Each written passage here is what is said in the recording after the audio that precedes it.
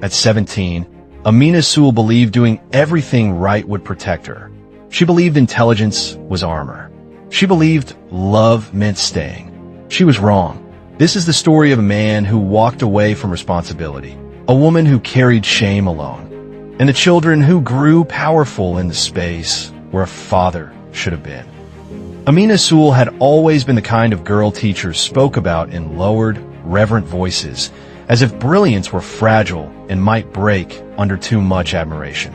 In her final years of secondary school in a modest provincial town outside Ibadan, she was known not for noise or beauty, but for quiet excellence. Her notebooks were neat, her handwriting small and disciplined, her answers often stretching beyond what was taught in class.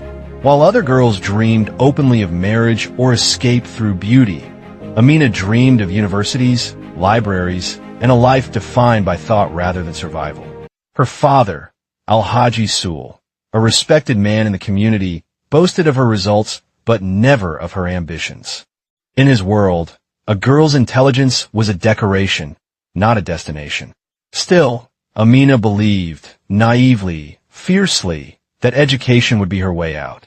She studied at night by kerosene lamp, memorizing formulas while her mother, Zainab, slept nearby, unaware that her daughter was quietly planning a future that would one day require courage far greater than good grades.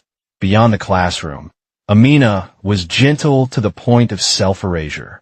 She helped her mother in the kitchen, fetched water without complaint, and learned early how to make herself smaller in rooms where men spoke loudly and women nodded.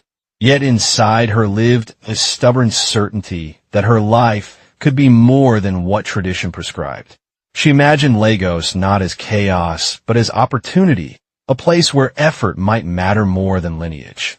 On some afternoons, she stood at the school gate watching buses roar past, wondering where they were going and what lives waited at their destinations. She did not know then that intelligence alone does not protect a girl in a society that values obedience over potential.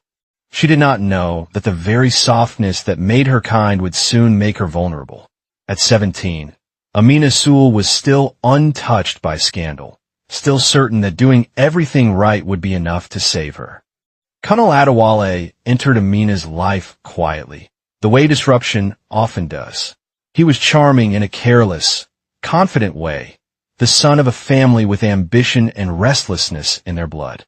He transferred to her school during their final year, already carrying the air of someone destined to leave.